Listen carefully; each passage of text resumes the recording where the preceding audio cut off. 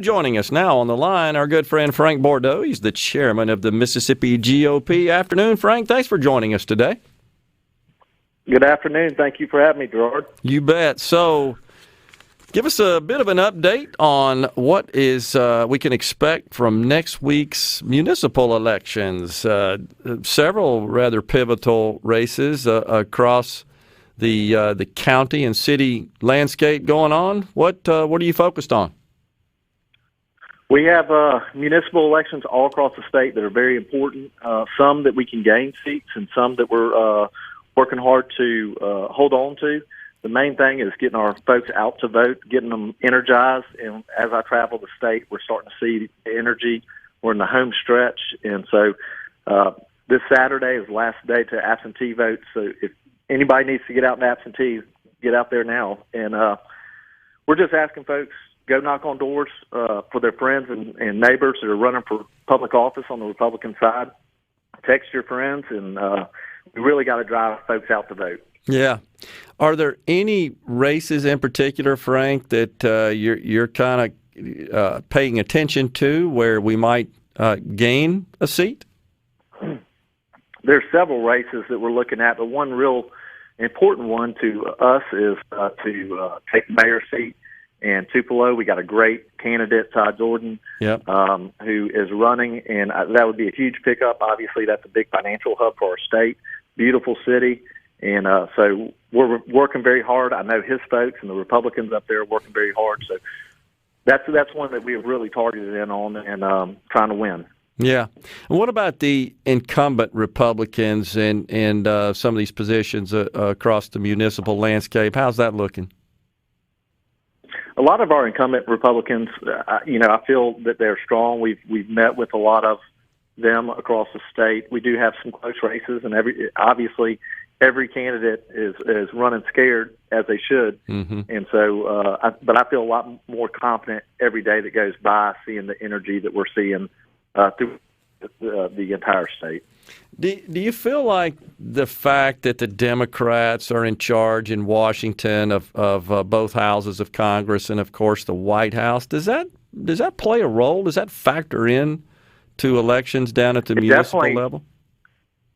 I believe that you're seeing the energy from the Republican side every time President Biden and the administration puts out, he calls it policy. I believe that the only way he's coming up with this stuff is through focus groups and not really concerned about the real policy going on. But this budget that he put out, $6 trillion budget. I mean, the $6 trillion budget he has going on. The focus groups, I think that's right. I just have this imagination of a vision of a focus group with him. I'm sorry to laugh about that, but it's a great way to describe it. Unfortunately, it's not like a think tank is assembled where they're trying to devise policy and kind of handicap the merits or the risks of certain policy matters. It's just focus groups. I like that. It's pure. It purely, at least it seems to be focus groups because, legitimate folks wouldn't be coming up with some of these policies. This $6 trillion budget is insanity. And in the $6 trillion budget, something the Mississippians should be really concerned about in this budget is it cuts the military. It's not like he's adding to, important services for our country. He's ripping away from those, and then he's given to these new projects that we're going to have to continue to fund year after year. So I think that definitely helps. I think coming out of the pandemic and knowing that the bottom 10 states coming out of the pandemic from an economic standpoint are all Democrat-ran states, 17 of the top 20, they're actually gaining jobs and putting people back to work, or Republican-ran states. And so those kind of things, the people know at the local level it's important to get out and vote, and hopefully they'll remember that. Yeah. No, I totally agree and hear you. And you're absolutely spot on in that his budget does call for a decrease in military funding. It's a slight one, I want to say 1.5%, 2%, but it's certainly not any sort of increase. But at the same token, he's wildly expanding the welfare state and creating new programs, which, as you well aware, you just talked about it, they get they get going and they just become permanently entrenched, and they don't ever go away. And we have to pay for them forever. That never goes away. It's not like the military, where that's part of discretionary spending, and that can somewhat be adjusted year after year with the appropriations bills. But when you're talking about these massive welfare programs, they're permanent. I mean, they don't go away. That's right. And so I think it has Americans scared. Thankfully they have a slim margin. Hopefully by 2022 we can get rid of that slim margin and put the Republicans back in control of the House and possibly the Senate, and we can start controlling some of this outlandish spending. But what he's doing right now is really going to cripple. We're already seeing it, and I've heard you talk about it, the massive inflation that we're seeing right now. And for them to come out and say that there's not an inflationary period is just, they're obviously not talking to business folks. Yeah, the word from the White House and his treasurer, Janet Yellen, are that it's just transitory. It's short term, temporary, going to go away.